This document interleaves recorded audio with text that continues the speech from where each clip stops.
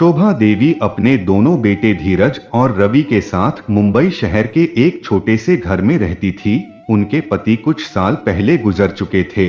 शोभा देवी के बड़े बेटे धीरज की शादी नंदिनी से 3 साल पहले हुई थी। नंदिनी और धीरज का एक बेटा भी था, शुभ, जो अभी सिर्फ 1 साल का था। शोभा देवी के छोटे बेटे रवि के शादी की बात घर में चल रही थी। अगले कुछ दिनों में रवि की शादी हो गई। रवि की पत्नी नम्रता ससुराल आई। शोभा देवी अपनी छोटी बहू नम्रता को देखकर फूले न समाये। वो नम्रता से बहुत प्यार करती। नम्रता के आगे नंदिनी का वैल्यू शोभा देवी के नजर में तो बिल्कुल नहीं था। नम्रता के आने के बाद शोभा देवी नंदिनी को सिर्फ काम करने वाली बाई से ज्यादा और कुछ नहीं समझती। पर ना तो यह बात शोभा देवी के बड़े बेटे धीरज को समझ में आती और ना ही नंदिनी को, कि आखिर माँ ऐसा हम लोगों के साथ क्यों कर रही है। पहले तो ऐसा नहीं था। जब से रवि की शादी हुई है तभी से माँ हम लोगों के साथ ऐसा कर रही है।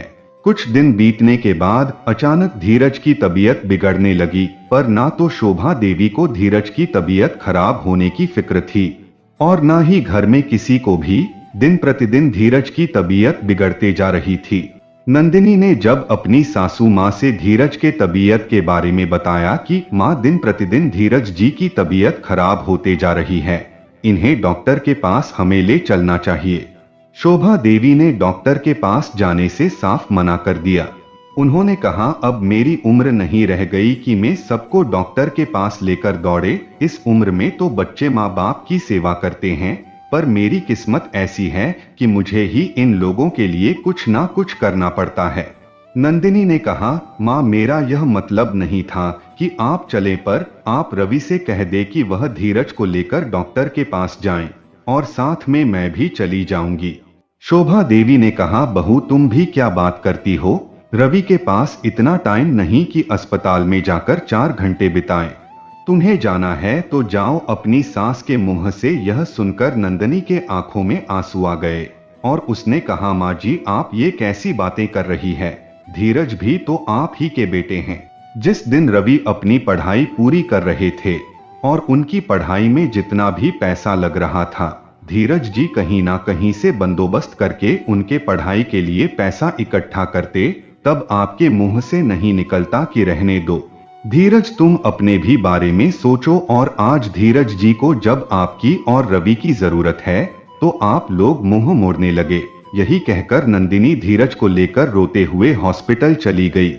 हॉस्पिटल जाने के बाद डॉक्टर ने धीरज को दवाई दिया और धीरज के ब्लड का सैंपल लिया और नंदिनी से कहा, अगले हफ्ते रिपोर्ट आ जाएगी, उसके बाद ही हम बताएंगे कि आपके पति को क्या हुआ है। नंदिनी ने डॉक्टर से कहा, ठीक है सर। उसके बाद नंदिनी अपने घर चली आई। घर आने के बाद किसी ने भी धीरज की हाल जानने की कोशिश नहीं की, आखिर धीरज को हुआ क्या है। नंदिनी ने भी किसी को कुछ भी बताना उचित नहीं समझी, क्योंकि नंदिनी का दिल अपनी सास और अपने देवर से पहले ही टूट चुका था। जब उसने इन दोनों से धीरज को हॉस्पिटल ले जाने की मदद मांगी थी और ये लोग मना कर दिए, पर नंदिनी मन ही मन यह सोचकर परेशान हो रही थी कि जितना भी मेरे पास पैसा था वह सब आज ही खर्च हो गया। अगले हफ्ते जब धीरज जी को डॉक्टर के पास लेकर जाएंगे तब पैसा कहां से आएगा। इसी सोच विचार के साथ अगला हफ्ता भी आ गया। नंदिनी के पास कुछ गहना था, उसने गहने को बेच दिया और धीरज को डॉक्टर के पास लेकर गई। धीरज की रिपोर्ट आ गई थी। नंदिनी ने जब डॉक्टर को रिपोर्ट दिखाई तो डॉक्टर ने जो नंदिनी को धीरज के बीमारी के बारे में बताया, यह सुनकर तो उसके होश उड़ गए।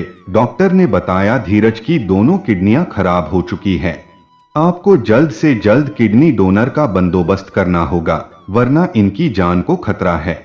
डॉक्टर के मुंह से धीरज के किडनी खराब होने की बात सुनकर नंदिनी के आंखों से सिर्फ और सिर्फ आंसू टपक रहे थे। नंदिनी की आंखों में आंसू देखकर शायद डॉक्टर को नंदिनी पर दया आ गई। डॉक्टर ने नंदिनी से कहा, मैं समझ सकता हूं कि आप कितनी तकलीफों से गुजर रही है। नंदिनी ने कहा, जी सर, जिसके पति की दोनों किडनी फेल हो जाएं, उसे तकलीफ ही तकलीफ है और किडनी डोनर में बहुत पैसे लगेंगे, जो कि मेरे पास इतने पैसे हैं नहीं। और अगर मैं अपनी एक किडनी दे दूं तो भी ऑपरेशन में भी बहुत पैसे लग जाएंगे। डॉक्टर ने नंदिनी से कहा, आप बुरा ना माने तो मैं आपसे एक बात कहूं। नंदिनी ने कहा, नहीं सर, मेरे जैसा लाचार इंसान क्या बुरा मानेगा, बताइए क्या बात है। डॉक्टर ने कहा, तुम्हारे हस्बैंड के लिए किडनी डोनर का बंदोबस्त हो जाएगा, वह भी फ्री में, बस उसके बदले तुम्हें अपनी कोख बेचनी पड़ेगी और तुम्हारे रहने खाने का भी इंतजाम हम करवा देंगे। नंदिनी ने बहुत सोचा और डॉक्टर की बातों पर हामी भर दिया। ठीक है डॉक्टर साहब, मुझे मंजूर है, मेरे पति ठीक हो जाएं, इससे बड़ी खुशी मेरे लिए क्या हो सकती है। मैं अपनी कोख बेचने के लिए तैयार हूँ, पर मेरी कोख चाहिए किसको? डॉक्टर ने कहा, मेरा एक दोस्त है, उसी को चाहिए। नंदिनी ने कहा, पर जब तक मेरे पति ठीक नहीं हो जाएंगे तब तक यह काम में नहीं कर सकती। डॉक्टर ने कहा, ठीक है, तुम चिंता मत करो, पहले तुम्हारे पति का इलाज हो जाएगा, तब यह सब होगा। नंदिनी ने अपने पति धीरज को इस बारे में बताया कि मुझे आपके इलाज के लिए अपनी कोख बेचनी पड़ेगी। धीरज नंदिनी की यह बातें सुनकर रोने लगा और बोला, नहीं नंदिनी, तुम मेरे लिए इतनी बड़ी कुर्बानी दोगी, यह मैं नहीं बर्दाश्त कर सकता। नंदिनी ने अपने पति से कहा, धीरज जी, जब हमारी और आपकी शादी हो रही थी तो फेरे लेते समय पंडित जी ने हम दोनों से क्या कहा था, क्या आपको याद नहीं? उन्होंने कहा था कि आज से तुम दोनों पति पत्नी हो और तुम दोनों कितनी भी मुश्किल क्यों ना आ जाए, एक दूसरे का साथ कभी नहीं छोड़ेंगे। तो वही तो मैं कर रही हूँ, और कोख बेचना कोई गलत काम नहीं होता, न और नहीं तो यह पुण्य का काम होता है। धीरज भी अपनी बीमारी से लाचार था, उसे भी अपनी माँ और अपने छोटे भाई रवि के रवैया का अंदाजा हो गया था और यो सोचने लगा, अगर मैं नहीं रहा तो मेरी पत्नी और मेरा बच्चा उस घर में किसी लावारिस से कम नहीं समझे जाएंगे। इसलिए ना चाहते हुए भी उसे नंदिनी का फैसला मानना पड़ा। नंदिनी यह बात अपने घर में किसी को नहीं बताई थी। धीरज की दोनों किडनियां खराब हो गई है और उनके इलाज के लिए उसे अपनी कोख बेचनी पड़ रही। अगले 2-3 दिनों में नंदिनी अपने पति और बच्चे के साथ डॉक्टर के बताए मुताबिक एक फ्लैट में रहने चली गई।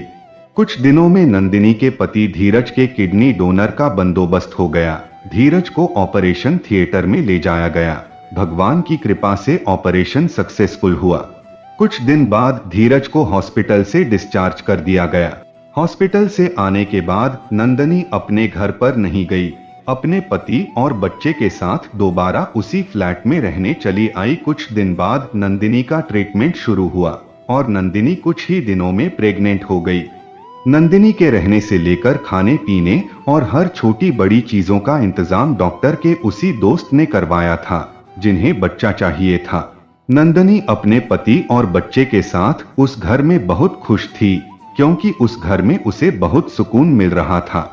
अभी धीरज का भी ट्रीटमेंट चालू, क्योंकि ऑपरेशन होने के बाद वो बहुत कमजोर हो चुका था। इसी तरह 6 से 7 महीने बीत गए। एक दिन नंदिनी की सासू माँ नंदिनी और अपने बड़े बेटे धीरज को ढूंढने आई और नंदिनी के पेट में बच्चे को देखकर उन्होंने नंदिनी से पूछा। पड़ोस वाले तो बता रहे थे कि धीरज की दोनों किडनियां खराब हो गई है, इस स्थिति में तू प्रेग्नेंट कैसे हो गई? नंदिनी ने कहा, माँ जी, यह बच्चा मेरा नहीं है, मैंने अपनी कोख को 9 महीने तक किराए पर दी हुई है, तभी तो धीरज जी का इलाज हो पाया, वरना इनका बचना मुश्किल था। नंदिनी की सासू माँ ने ताने कसते हुए नंदिनी से कहा, अच्छा तो तूने वेश्यावृत्ति करना भी शुरू कर दिया। अपनी सासू माँ के मुंह से यह शब्द सुनते ही नंदिनी के गुस्से का पारा एकदम हाई हो गया और उसने कहा, माँ जी, कुछ बोलने से पहले सोच लिया करे, आप लोगों को हमारी मदद नहीं करनी थी तो मत करिए, और आप धीरज जी को देखने नहीं आई है बल्कि हमारे जले पर नमक छिड़कने आई है। माँ जी, यह बच्चा कोई गलत तरीके से मेरे पेट में नहीं आया, बल्कि विज्ञान का चमत्कार है। यह बच्चा ट्रीटमेंट के द्वारा मेरे पेट में आया है। अगर आपको मेरी बातों से तसल्ली नहीं तो जाकर किसी से पूछ लीजिएगा। और माँ जी, मुझे पता है कि आप धीरज जी से और मुझसे जलती क्यों है, क्योंकि धीरज जी आपके सगे बेटे नहीं बल्कि सौतेले बेटे हैं। यह बात मुझे पड़ोस वाले उसी वक्त बता दिए थे जब मैं धीरज जी को लेकर घर से निकल रही थी। और शायद धीरज जी से भी आपने यह बातें छुपाई थी कि आप उनकी सौतेली माँ हैं, पर मैंने नहीं छुपाई है। मैंने उन्हें सब बता दिया क्योंकि धीरज जी को ये सच्चाई जानना जरूरी था। सच्चाई जानने के बाद उन्हें अपनी माँ के व्यवहार से इतनी तकलीफ नहीं होगी, पर अगर वो सच्चाई नहीं जानते तो उन्हें बहुत तकलीफ होती कि उनकी खुद की माँ आखिर उनके साथ ऐसा बर्ताव क्यों कर रही है। माँ जी, मैं आपके सामने हाथ जोड़ रही हूँ, अगर आप हमारे साथ कुछ अच्छा नहीं कर सकती तो आपसे विनती है कि ताने कसने यहाँ पर मत आइएगा। कुछ देर बाद शोभा जी वहां से चली आई। कुछ दिन बाद नंदिनी ने एक लड़के को जन्म दिया और वह बच्चा जिसकी अमानत थी उन्हें दे दिया। डॉक्टर के दोस्त अपने बेटे को पाकर बहुत खुश हुए और इस खुशी में नंदिनी जिस फ्लैट में रहती थी उन्होंने वो फ्लैट नंदिनी को गिफ्ट में दे दिया। नंदिनी का जीवन शुरुआती में तो बहुत संघर्षमय था, पर अब वह अपने पति और बच्चे के साथ उस घर में बहुत खुश है। तो दोस्तों, आशा करता हूँ कि ये कहानी आप लोगों को अच्छी लगी होगी, तो इसे लाइक करें और हमारे चैनल को सब्सक्राइब करें। धन्यवाद।